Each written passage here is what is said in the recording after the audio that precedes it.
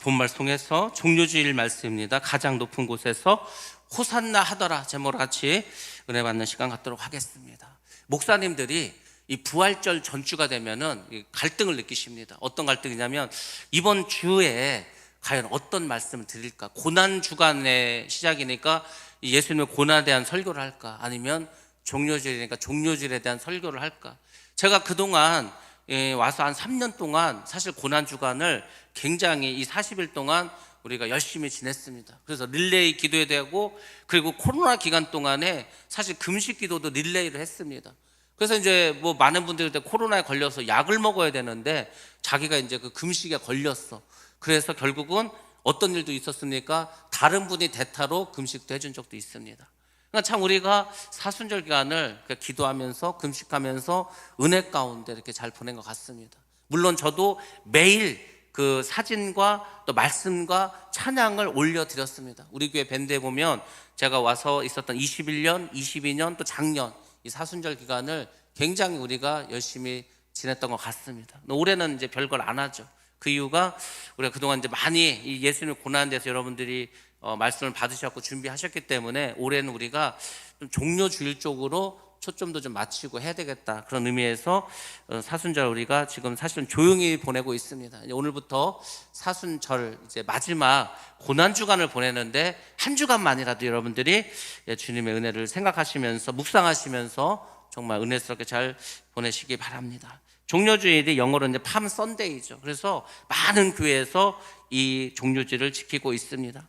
왜 종료주일이라고 하냐면 종려나무가 있습니다. 여러분들 종려나무 아십니까? 우리나라는 종려나무가 없습니다. 잘 모르시죠? 사실 이게 뭐냐면 대추 야자수입니다. 그러니까 잎이 야자수처럼 길고 이렇게 굉장히 이제 크게 되어 있죠. 흔들기도 좋고 한 것입니다. 그리고 열매는 대추인데 우리나라 같은 그런 대추는 아닙니다. 굉장히 많이 열리고 달고 크고 합니다. 그래서 이스라엘 백성들에게는 굉장히 중요한 게 사실은 종려나무입니다. 이 종려나무는 의를 상징하고 아름다움 상징하고 승리를 상징합니다. 그래서 예수님께서 예루살렘에 입성하셨을 때 메시아로서 개선하는 왕처럼 그렇게 오셨습니다. 그래서 종려나무를 흔들지 않았습니까? 예수님은 사망 권세를 물리치고 부활하셨습니다. 죽음을 이기셔서 죽음을 이기셨기 때문에 승리의 왕이십니다. 그래서 사람들이 종려나무 가지를 흔들었습니다. 이 종료주일은 오랫동안 교회 역사에서 지냈기 때문에 여러 가지 명칭으로 또 불립니다. 호산나 주일이라고도 합니다. 사람들이 예수님이 들어오실 때 종료가지를 들고 호산나를 외쳤습니다. 호산나 주일이라고도 합니다. 옛날에 서로마에서는 이날 그리스도의 순환에 대해서 낭독을 했습니다. 그래서 고난의 주일이라고도 그렇게 말해줍니다. 오늘이 이제 고난 주간의 첫날이지 않습니까? 그리고 꽃의 날이라고도 합니다. 이날 교회가 많은 꽃으로 이렇게 치장을 하고 장식을 해서 꽃의 날이라고 합니다. 그리고 부활절 날 세례 받는 사람들이 있었습니다. 그래서 세례 받는 사람들이 준비하는 날이라고 해서 세례 지원자 주일이라고도 말합니다. 아무튼 오늘은 사순절 6번째 주일이고 교회사에서도, 교회 역사에서도 굉장히 중요한 날입니다. 자, 지금까지 말씀드린 것은 우리가 이제 준비한 거고, 저는 이제 목회를 하면서 또 말씀을 준비하면서 요즘 그런 생각을 많이 합니다. 이거를 만약에 주님의 입장에서는 그럼 어떻게 보실까? 주님, 얼마 전에 이제 영화가 하나 나왔는데 이런 영화가 나왔습니다. 어느 나라의 대통령이 그 나라에 가서 연설을 하는 거야. 큰 광장에서. 근데 거기에 이제 테러가 일어나서 대통령을 총으로 누가 저격을 합니다. 폭탄이 터지고 해서 난리가 났겠죠. 근데 그 감독이 그 영화를 어떻게 만들었냐면은 그를 대통령 입장에서 쭉 그 사람의 행적을 따라서 영화를 보여줍니다. 근데 똑같은 사건인데 그걸 이제 그 테러를 막기 위한 경찰의 입장에서도 또 보여줍니다. 그러니까 그 사건에 관련된 사람들의 입장에서 그 사건을 보여줘. 그러니까 결국은 테러가 일어나고 그래 폭탄이 폭탄한 그 사건인데 그 기사도 나오는데 그 사람의 입장에서 볼 때는 다 다른 의미를 가지고 있습니다. 그래서 여러분들이 성경의 어떤 사건을 보실 때 우리는 전부 다 내 입장으로 봤는데 여러분들 하나님의 입장을 한번 보시기 바랍니다. 이 지금 종료주일을 예수님의 입장으로 우리가 한번 보시기 바랍니다. 과연 예수님은 어떤 마음이셨을까? 예수님이 가는데 막 사람들이 환호를 하는 거야. 막 이제 막 난리가 났습니다. 막 진짜 왕이 오는 것처럼 사람들이 너무 기뻐하면서 환영을 했습니다. 근데 예수님은 알고 계십니다. 저들이 일주일도 지나지 않아서 예수를 못 박으라고, 십자가에 못 박으라고 돌변할 사람들이라는 것을 예수님 알고 계십니다. 그리고 예수님은 이제 십자가를 지신 것도 알고 계십니다. 그러니까 예수님 입장에서는 사실 이게 승리의 날이 아니고 착잡할 수도 있습니다. 예수님이 그렇게 들어가셔서 금요일 날 이제 십자가를 지시지 않습니까? 그러니까 예수님 입장에서는 이 날을 어떻게 생각하실까? 이 예루살렘 입성하면서 예수님은 어떤 마음이실까? 아마 예수님도 마음속으로는 십자가를 아마 준비하셨을 겁니다. 그럼에도 불구하고 그 길을 가신 이유는 뭐겠습니까? 우리를 뜨겁게 사랑하셨기 때문입니다. 그래서 우리는 예수님께서 당하신 이 날, 이 고난 주간, 예수님의 희생과 그분의 고난과 그분의 사랑에 대해서 우리는 좀 감사하는 주간으로 가져보면 어떨까? 그다음 우리가 고난 주간을 그분의 사랑에 대해서, 희생에 대해서 많이 묵상하지 않았습니까? 그러면은 한 단계 더 나아가서 이제는 우리가 그 분을, 예수님을 감사하는 그런 날로 정해보면 어떨까? 그래서 오늘 종료 주일을, 이 말씀을 준비하면서 제가 여러 가지 그 어떤 시각에서 한번 말씀을 드리려고 합니다. 자, 그래서 여러분들에게 지금 이제 영상을 하나 보여드리도록 하겠습니다. 예수님이 실제로 예루살렘에 입성하셨을 때 어떤 광경이었을까? 우리는 글로만 봐서 잘 모르지 않습니까? 한번 영화를 보시고 그날의 감격을 한번 여러분에 빠져보시기 바랍니다. 자, 영상 보여주시기 바랍니다.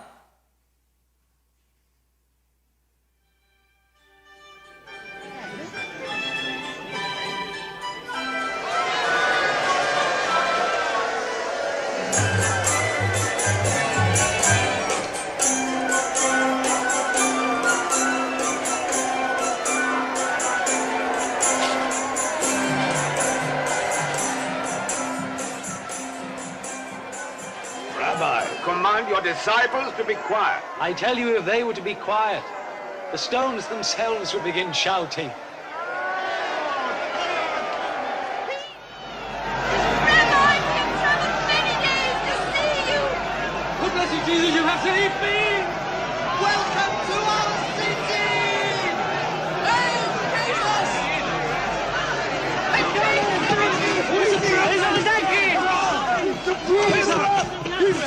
He raised Lazarus from the dead! Who is this Jesus of Nazareth? He's a prophet, a great prophet. A prophet? On a donkey? Blessed to the healer of the sick! You have come to deliver us! Jesus of Nazareth, King of the Jews!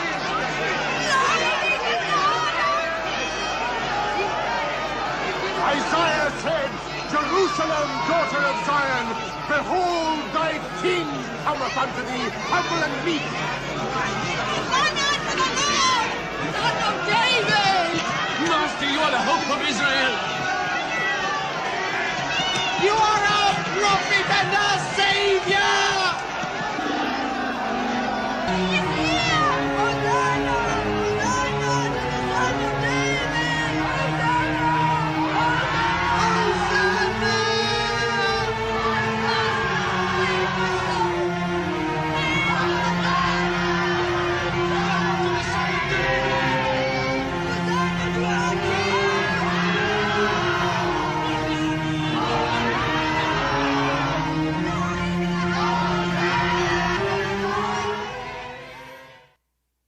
네, 우리가 이렇게 말씀으로만 보는 것보다 실제 영상을 보니까 그날의 환호가 정말 대단하다. 여러분 그렇지 않습니까? 자, 이렇게 많은 사람들이 주님의 오심을 맞이했습니다. 자, 종료절에 당연 우리가 이제 굉장히 중요하다는 걸 알 수 있는데, 그러면 이 종료절의 참 뜻이 무엇일까? 제가 이제 두 가지 어떤 그 상징을 통해서 여러분들에게 말씀을 드려보도록 하겠습니다. 여러분들 오늘 말씀을 잘 들으시고 종료절의 의미를 잘 깨달으시기 바랍니다.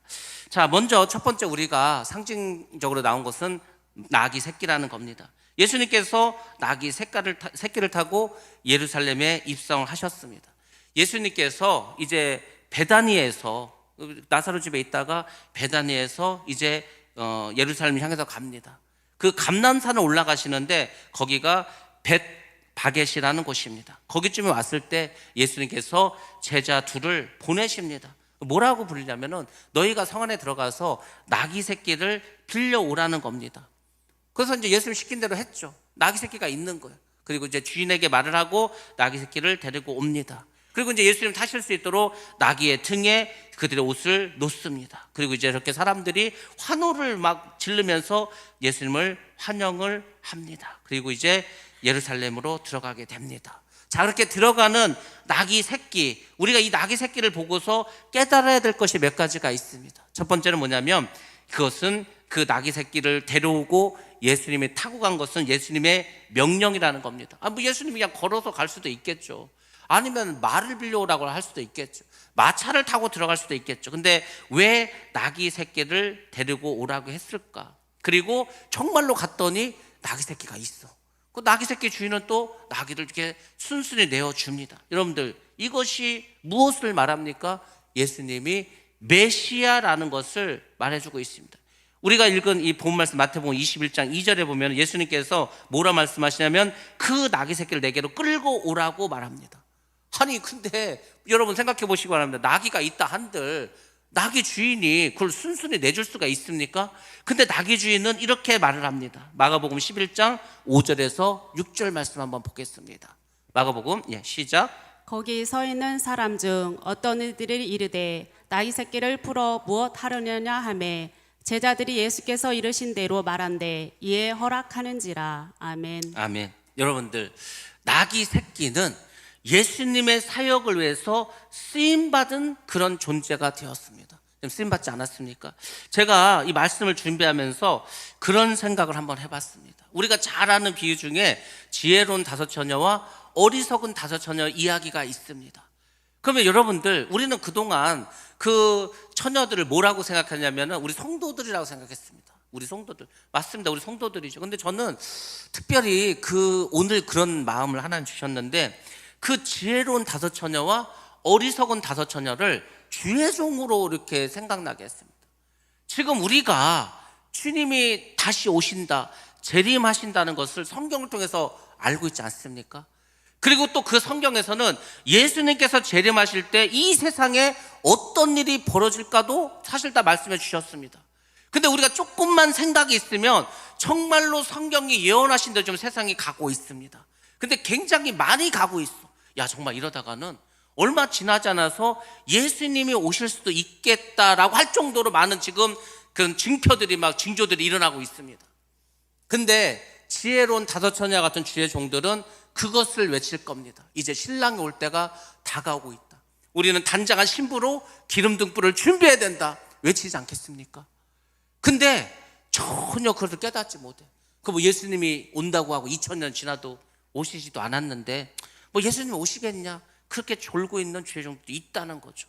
아, 그렇구나. 우리가 하나님께 바로 쓰임 받는다는 것은 주님이 오심을 바로 깨닫고 준비할 수 있는 자가 돼야 되지 않을까? 지금 나귀 주인도 그렇지 않습니까? 나귀 주인이 아마 틀림없이 하나님께서 알려주셨을 겁니다. 야, 너 나귀 새끼를 하나 준비해라. 그리고 누군가가 이 나귀 새끼가 필요할 거라고 할 거다. 그들에게 내주라고 했겠죠. 그러면은 도대체 누군 줄 압니까? 그랬을 때 아마 알려주셨을 거예요. 주께서 쓰신다 한다. 누군가가 와서 그 말을 하면은 그 나귀 새끼를 내어줘라고 반드시 했을 겁니다. 그러니까 이 사람 내주지 않았겠습니까? 그게 하나님께 쓰임 받는다는 겁니다. 여러분들, 지금 우리 세대가 지금 하나님께 쓰임을 받고 있습니다. 근데 우리가 쓰임 받고 이걸로 끝났다면은 어떻게 되겠습니까? 아닙니다. 다음 세대도 쓰임을 받아야 합니다. 근데 우리도 거의 마지막 주자고 우리 자녀 세대는 정말 마지막 주자가 될 수 있을 만큼 주님이 오실 날이 가까이 오고 있습니다.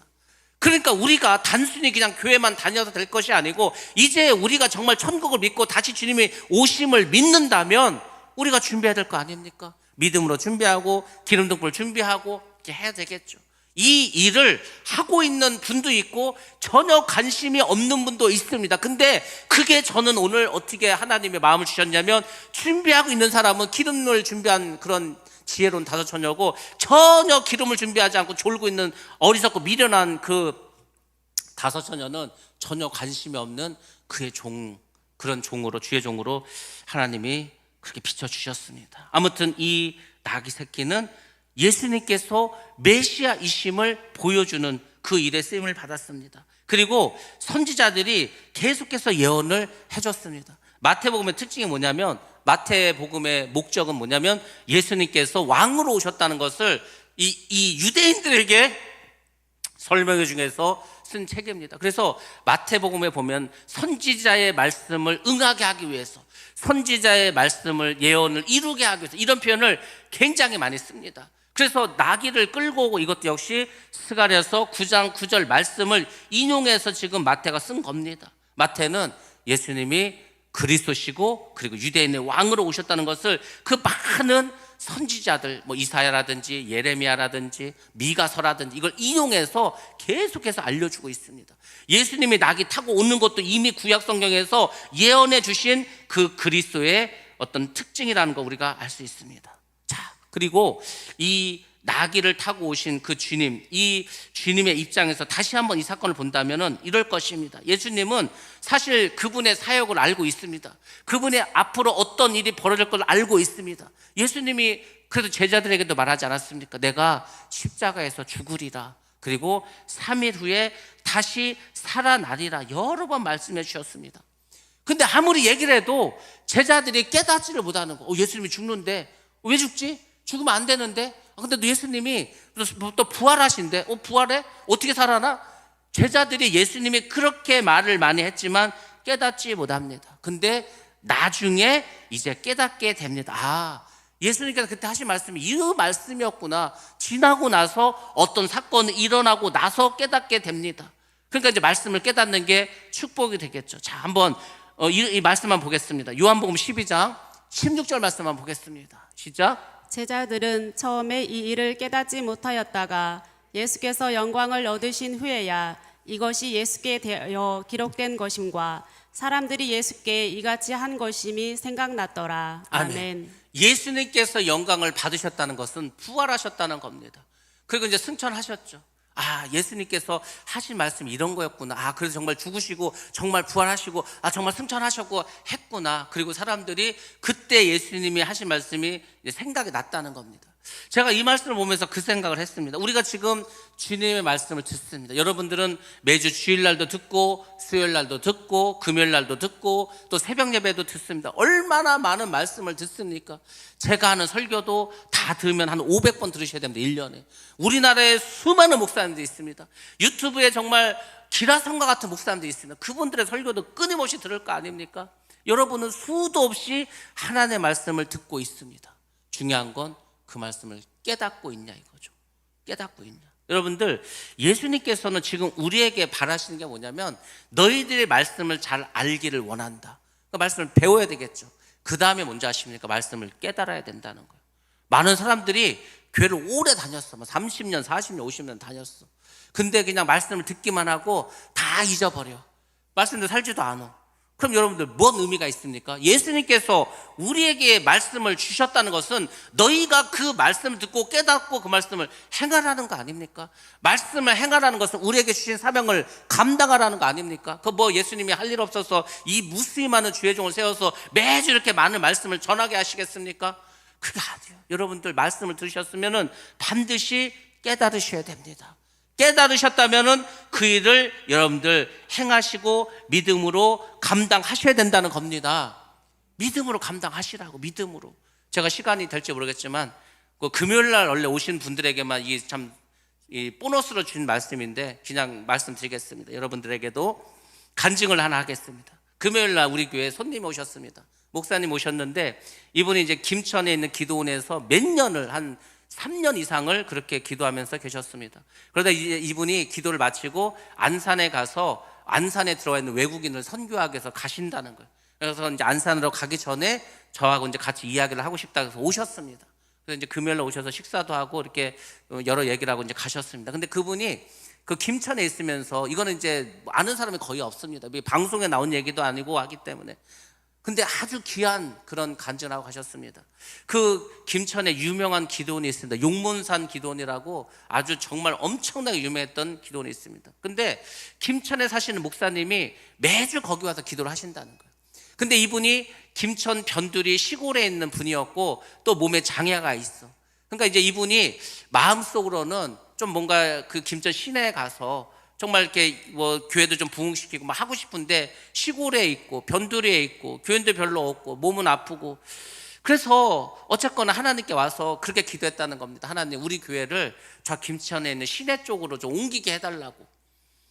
근데 뭐 돈도 없고, 그 사모님도 그럽니다. 아니, 우리가 돈도 없고 뭐 없는데, 성도도 없는데 우리가 어떻게 시내에 가서 그렇게 목회를 할 수 있겠냐고. 그러니까 참 방법이 없죠. 답이 없죠. 우리 인생도 그렇지 않습니까? 아, 뭔가 좀 이렇게 길이 열리고 뭔가 이렇게 새로운 일이 다 눈앞에 열려졌으면 좋겠는데 방법이 없어. 이분은 계속해서 기도를 했습니다.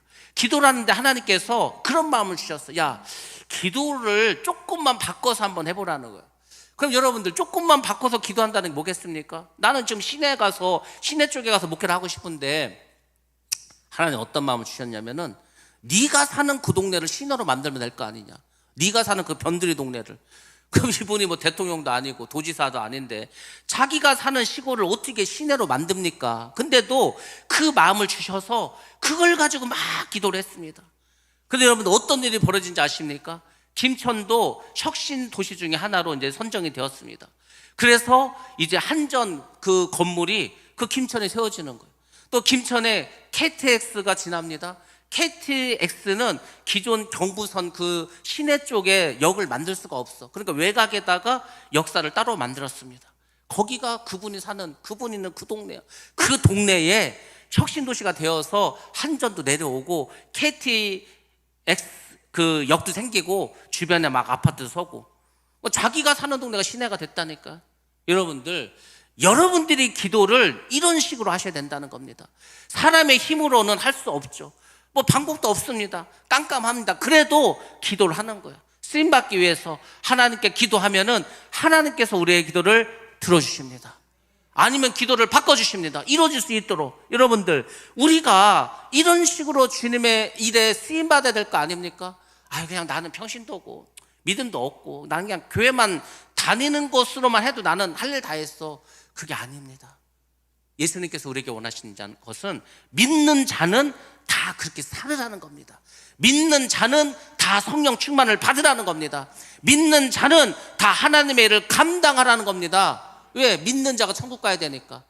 여러분들, 우리가 천국 가기 위해서 교회를 왔다면, 귀향의 예수를 믿기로 했다면, 여러분들 말씀을 깨달으시고 말씀대로 살아가시기 바랍니다. 그때 하나님이 우리에게 역사해 주십니다. 예수님께서 나귀 새끼를 타고 들어갔습니다. 멋진 말을 타고 간 것도 아니고 마차를 타고 들어간 것도 아닙니다. 참 초라해 보일 수도 있습니다. 그렇지만 예수님은 그것을 부끄러워하지 않았습니다. 왜 부끄러워하지 않았습니까? 예수님은 이제 예루살렘에 들어가서 십자가를 지시고 죽으셔야 됩니다. 여러분들, 나귀를 타고 들어가는 거는 그렇게 부끄러운 거 아니에요. 정말 부끄러운 거 뭔지 아십니까? 예수님은요, 십자가에서 모든 옷을 다 벌가 벗겨져서 죽으셨습니다. 뭐 그게 더 수치스럽지 않겠습니까? 여러분, 알몸으로 십자가에서 피 흘려서 죽는 게 얼마나 부끄러운 일이겠습니까? 근데 예수님은 그 십자가도 지십니다. 왜? 우리를 구원해야 되니까. 예수님께서 우리를 구원할 길은 그 모든 부끄러움과 수치와 고난을 다 당하셔야 돼. 예수님 그걸 알고 계신다니까요. 그럼에도 불구하고 예수님은 십자가의 그 길을 가시지 않았습니까? 왜? 그분의 사명이 그것이었기 때문에. 그래서 여러분들, 주님도 그 일을 감당하셨다면 우리도 나의 십자가를 지고 나를 부인하면서 살아가야 되는데, 예수를 위해서 당하는 부끄러움이 있다, 예수 때문에 겪는 수치가 있다, 그럼 여러분들 그것을 인간적으로 생각할 것이 아니라 하나님께 영광 돌리면서 내가 하나님의 사역자로 쓰임 받는구나, 그 기쁨과 감사로 바꾸시기 바랍니다. 하나님 그것을 원하시는 겁니다. 여러분들, 예수님이 나귀를 타셨다는 것은 무엇입니까? 5절 말씀에 나와 있습니다. 예수님이 만왕의 왕임을 선포하는 겁니다. 예수님이 만왕의 왕으로 예루살렘에 입성하셨다는 겁니다. 그럼에도 불구하고 겸손한 왕이기 때문에 나귀를 타셨다는 겁니다. 근데 여러분들, 예수님이 항상 이런 모습인지 아십니까? 절대 아닙니다. 재림 때는 어떻게 오신지 아십니까?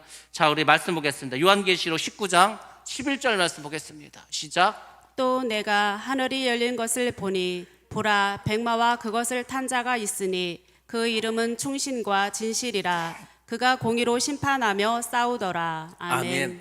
여러분들, 예수님이 재림하실 때는 낙이 타고 오시는 게 아니고 백마를 타고 오십니다. 예수님께서 다시 오실 때에는 초림태처럼 그렇게 마구간에서 말구에 눕히시는 게 아니라 심판하시기 위한 심판주로 오신다는 겁니다. 여러분들, 예수님의 초림과 예수님의 재림은 정반대라는 것을 반드시 기억하시기 바랍니다. 예수님은 겸손하게 초림 때는 오셨습니다. 왜?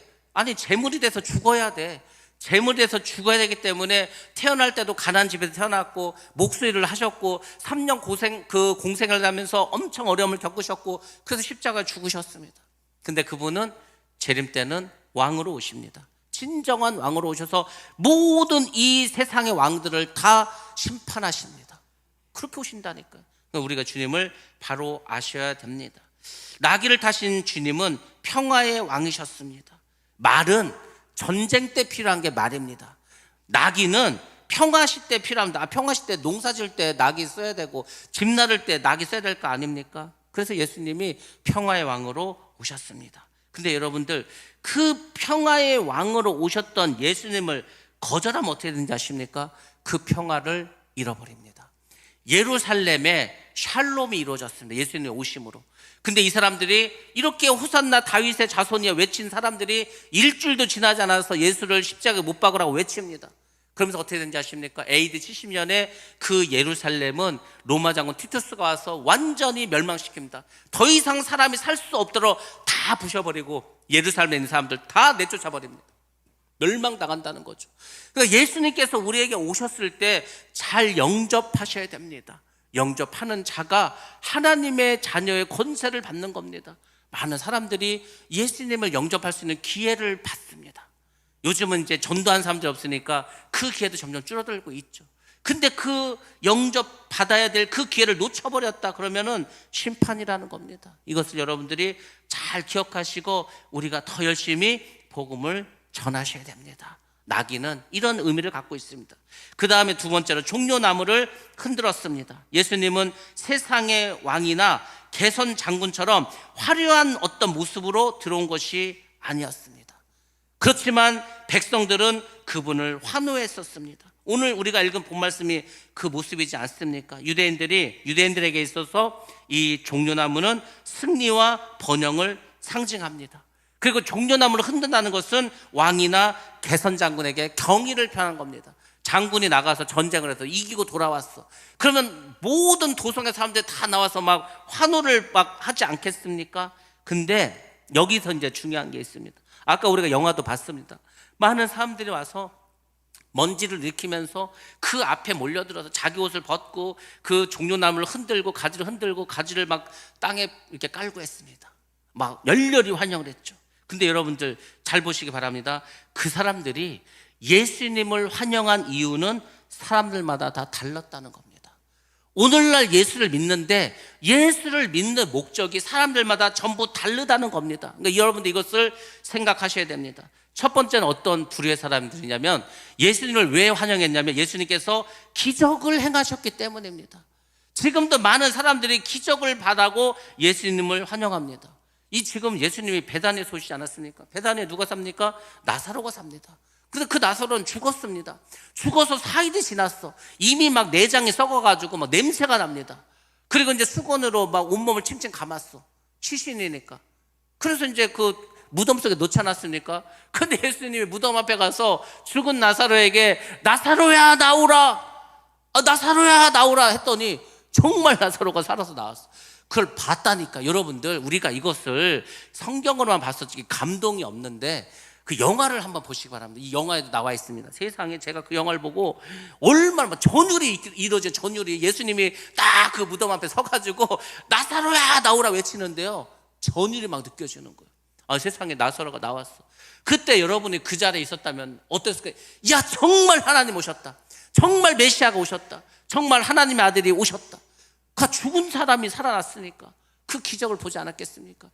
여기 있는 사람 중에서 또 어떤 사람들은 예수님께서 오병이어의 기적을 일으킨 것도 실제로 그 자리에 참석한 사람도 있었을 겁니다.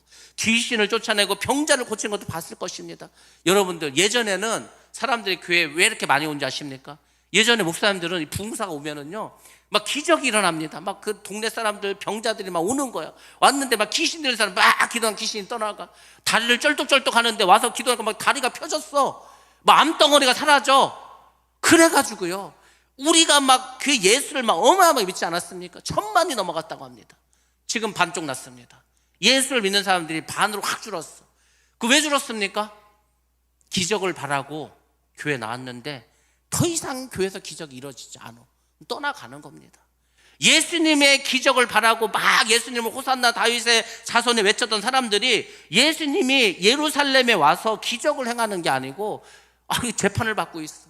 따귀를 맞아. 죽이라는 거죠. 여러분들, 그런 사람들은 결국은 어떻게 합니까? 기적을 바라고 따랐던 사람들은 그냥 예수님을 떠납니다. 오히려 예수님을 죽이라고까지 합니다. 오늘날에 많은 사람들도 다 그렇게 예수를 믿지 않습니까? 기적이나 바라고 왔는데 아무 일도 없어. 그러면 떠나갑니다. 그러니까 우리가 예수님이 어떤 분인가를 잘 아셔야 됩니다. 두 번째는 또 어떤 분이었습니까? 예수님을 로마로부터 이스라엘을 해방시켜줄 독립투사로 기대했다는 겁니다. 가룟 유다가 그런 생각을 하지 않습니까? 가룟 유다는 열심당 출신입니다. 열심당이 뭐 하는 데입니까? 로마에서 독립을 하자는 거예요. 그 예수님의 막 능력을 행하고 하니까, 야, 저분이 우리 이스라엘을 로마의 손에서 구원해 주겠다. 그렇게 믿고 따랐어. 근데 자꾸 죽는다고 하는 거예요. 그 예수님 팔아버리지 않았습니까? 그렇게 되는 겁니다. 여러분들, 예수님은 이스라엘 나라를 회복하기 위해서 이 땅에 오신 게 아니고 우리를 구원하기 위해서 오신 분이지 않습니까? 많은 사람들은 예수님을 내 필요를 이용하려고, 내 필요대로 쓰려고 예수님을 따른 사람들이 지금도 많이 있습니다. 그래서 예수님 부활하시고 승천하시기 전에 어떤 제자가 예수님께 와서 묻습니다. 주님, 이스라엘 나라를 회복하심이 이때입니까? 사도행전 1장 8절. 예수님이 지금 1장 6절 말씀인데 1장 8절에서는 지금 승천하시는데, 승천하시는 예수님을 붙잡고도 그때까지도 말씀을 깨닫지 못해서 지금 예수님께서 그러면 이제 죽으시고 부활하셨으니까 이스라엘 나라를 지금 이제 회복하실 겁니까? 그게 아니라고. 그게 아닙니다. 예수님이 말씀하신 이스라엘은 이제 영적인 이스라엘이 됐죠. 이방인까지 포함된 거지 않습니까? 모든 죄인을 말하는 거지, 단지 그 아브라함의 혈연의 자손인 그 유대인만을 말하는 게 아닙니다. 우리가 예수님을 바로 아는 게 중요합니다. 예수님은 우리를 위해서, 우리의 죄를 위해서 오신 분입니다. 그래서 예수를 믿는 우리 그리스도인들을 이제 예수님을 메시아로 바로 환영하셔야 됩니다. 우리가 예수님을 바로 믿어야 됩니다. 똑바로 알고 바로 예수님을 따라가야 됩니다. 이게 안 되니까 이단에 빠지는 거지 않습니까? 제가 며칠 전에 이 고속도로 옆에 국도를 달려가는데 고속도로에 관광버스가 대절을 해서 가는 거예요. 신기하다. 요새 그 무슨 수학여행 시즌도 아니고 수학여행도 안 하는데 뭔 관광버스가 평일날 저렇게 많이 갈까? 그거 알고 봤더니 그게 이제 신천지 저 경기도에서 뭐 교단 뭐 몇십 주년 한다고요. 전국에 있는 신천도 교인들이 전부 다 모인 거예요. 그 가평으로. 그래가지고요, 거기에 막 관광버스가 얼마나 샀는지 난리가 났습니다. 난리가. 예수님을 바로 알지 못하니까 이만희가 예수님이고 제이메스가 예수님이고 그렇게 되는 거 아니지 않습니까? 예수님은 그런 분이 아닙니다. 예수님은 온 인류를 구원하시기 위해서 오신 완전한 하나님이고 완전한 사람으로 오신 분이지 이런 인간이 아니라니까요. 근데 예수님을 잘 모르니까 빠지지 않습니까? 우리가 예수님을 알지 못하니까, 제가 참 그걸 보면서 많이 가슴 아팠는데, 요즘 TV나 유튜브에 보면은 그 목사님이 나오고 또 신부가 나오고 승려가 나오고 그 다음에 원불교 뭐 이렇게 교사가 나와가지고 사인 사색처럼 막 이제 대화를 합니다. 어떤 주제를 통해서. 근데 한편으로 또 재미도 있어. 재미도 있고, 그 종교라는 게 다 그냥 결국은 똑같구나. 이렇게 같이 모여서 얘기하니까 참 재밌네. 믿지 않는 사람들은요, 굳이 예수가 아니더라도 절에 가던 원불교를 가던 아니면 뭐 성당을 가던 다 구원을 받을 수 있다고 착각을 하게 만듭니다. 기독교는 그 많은 종교 중에서 하나가 아니요. 그렇지 않습니까? 온리원입니다. 온리원. 오직 예수 그리스도를 통해서만이 하나님께 갈 수 있는데, 오늘날 종교는 뭘 말하냐면, 야, 다 똑같은 거야 그냥. 우리가 어디를 가든지 절에 가든지 성당 가든지 교회 가든지 다 결국은 하나님께 갈 수 있어, 이걸 말하는 거 아니지 않습니까? 그렇게 해서 세상이 자꾸 미혹에 빠져가는 겁니다. 왜? 예수를 잘 알지 못하니까. 그래서 우리는 예수를 잘 아셔야 됩니다. 예수는 어떤 분입니까? 모든 인류를 구원한 구세주입니다. 그러니까 여러분들이 구세주 예수 그리스도를 잘 아셔야 됩니다. 그분은 그분의 그 백성들을 죄에서 구원할 자인데, 우리가 다 죄인이지 않습니까? 다 지옥 가야 되지 않습니까? 그 죄의 문제, 사망의 문제를 해결해 주신 분이 예수님이라는 겁니다. 그래서 예수님을 구주로 믿으셔야 됩니다. 두 번째로, 예수님은 사망 권세를 이기신 승리하신 분으로 우리가 환영해야 됩니다. 예수님은 모든 인류의 가장 큰 문제, 죄의 문제, 제가 그랬잖아요. 하나님은 딴 데 관심이 없습니다. 죄에 관심이 많아, 죄에. 그래서 구약에도 늘 죄에 대해서 말합니다. 예수님도 늘 죄에 대해서 말합니다. 회개를 말씀하신다. 결론을 합니다. 죄 있으면 천국 못 간다는 겁니다. 그러니까 너희들 죄의 문제를 해결해라. 또 하나, 너희가 죄를 져서 너희들에게 사망, 죽음이 찾아오지 않았냐. 그 죽음의 문제도 예수님이 부활을 하셔버렸어. 다 죽을 수밖에 없는데 부활하셔서 살아나셨어. 그래서 그 죽음을 이기셨습니다. 예수를 믿는 우리도 다 부활시켜 주시는 거 아닙니까? 죽음의 문제를 해결해 주신 승리자로 예수님을 여러분들이 믿고 따르셔야 된다는 겁니다. 그래서 우리 부활절 지키는 거 아닙니까? 여러분들 주님을 잘 아시길 바랍니다. 그리고 또 주님 어떤 분입니까? 찬송 받으실 분이라는 것을 기억하시기 바랍니다. 지금 사람들이 뭘 외치는 거, 호산나 호산나지 않습니까? 호산나가 뭡니까? 호산나는 지금 구원하소서라는 히브리어를 헬라어로 음역한 것입니다. 헬라어로. 여러분들, 지금 우리를 구원하소서, 이게 호산나라는 거예요. 그러니까 여러분들 보시기 바랍니다. 예수님이 막 그 예루살렘 성전을 왔는데 세상에 막 사람들이 가서 예수님한테 뭐라고 말하는 거? 지금 우리를 구원하소서. 대제사장들과 바리새인들과 서기관들과 사두개인들이 이 얘기를 들었을 때 어떤 생각을 했겠습니까? 저 이단의 교주다. 딱 그렇게 생각하지 않았겠습니까? 그래서 예수님의 제명이 뭡니까? 결국 이단이라는 거예요. 이단의 교주라는 거예요. 유대인의 왕이라고 하는데 이 이단이라는 거, 그래서 죽인 거 아닙니까? 신성을 못 오겠다는 거예요. 자기가 하나님의 아들이라고 그래서 죽인 거지 않습니까? 여러분들, 예수님은 메시아십니다. 하나님의 아들이십니다. 그리고 그분은 우리를 위해서 죽으시고 우리를 구원하시고 십자가에서 죽음에서 승리하신 분이지 않습니까? 그래서 그분은 우리의 찬양을 받으실 분이라는 것을 꼭 기억하시기 바랍니다. 많은 사람들이 찬양에 대해서 뭐 해도 그만 안 해도 그만, 그 예배 드리기 전에 시간이나 때우기 위해서 한다, 이게 아닙니다. 여러분들, 하나님이 우리를 창조하신 목적이 우리에게 찬양을 받으시길 원하셨기 때문입니다.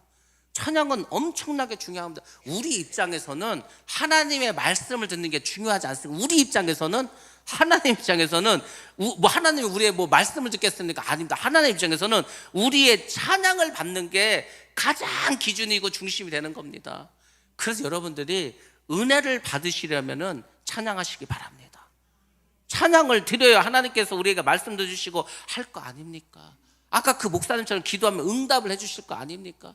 많은 그리스도인들이 예수를 믿어서 하나님의 자녀의 권세를 가졌는데 하나도 사용하지 않고 살아가고 있다는 것을 여러분 아십니까? 여러분 지금 집에 금은보화를 잔뜩 쌓아놨는데 지금 배고파하고 있어. 먹을 밥이 없다고, 쌀이 없다고. 하나님이라는 엄청난 전지전능하신 분을 아버지로 모시고 살면서도 그분이 주시는 아무 혜택도 받지 못하고 살아가고 있는 게 오늘날의 그리스도인들입니다. 그냥 기적이나 바라고, 그렇지 않습니다. 하나님은 우리 모두에게 이 모든 것을 이미 주셨다고 약속도 해주셨습니다. 여러분들, 예수님이 나귀 새끼를 타고 입성하는 것으로 종료주일의 의미를 우리에게 알려주셨습니다. 예수님은 만왕의 왕이시고 겸손한 왕이시고 평화의 왕이십니다. 예루살렘 사람들이 종려나무 가지를 흔들면서 예수님을 맞이했습니다. 우리도 예수님을 인류를 구원한 구세주로, 나의 구세주로, 마귀와 사망 권세를 이기신 승리자로 환영해야 할 줄로 믿습니다. 여러분에게 예수님은 누구십니까? 여러분은 예수님을 어떻게 따르고 있습니까? 여러분은 지금 종려나무를 가지고 그 종려나무를 흔들면서 호산나 다윗의 자손이여 그렇게 주님을 지금 찬양하고 있습니까? 아니면 돌을 들고서 저 예수를 십자가에서 죽이라고 외치는 군중의 삶을 살아가고 있습니까? 여러분들, 고난 주간이 이제 시작되었습니다. 예수님의 고난을 끝나는 것이 아니고 그것이 우리의 고난이 되어야 됩니다. 이제는 내가 그 고난을 감당하시고 예수님이 지셨던 그 십자가처럼 우리도 나의 십자가를 지고 살아가야 합니다. 한 주간 동안 여러분들 예수님을 깊이 묵상하시기 바랍니다. 나는 지금 어떤 자세로 예수를 믿고 있는가? 어떤 생각으로 주님을 따라가고 있는가? 그 뭐 사소한 별것도 아닌 일을 갖고 자꾸 신경 쓰면서 살아가고 있는가? 아니면 정말 다시 오실 그 주님을 위해서 그 사명자로서의 삶을 살아가고 있는가? 나뿐만 아니라 우리 자녀까지도 믿음의 세대를 키워서 주님의 오심을 대비하기 위해서 기름등불을 준비하고 있는 그런 지혜로운 다섯천의 삶을 살아가고 있는가? 깊이 묵상하시기 바랍니다. 그 자에게 영생복락의 하늘나라를 하나님 주실 줄로 믿습니다. 그런 하늘나라의 백성이 되시기를 주의 이름으로 축원합니다. 기도하겠습니다.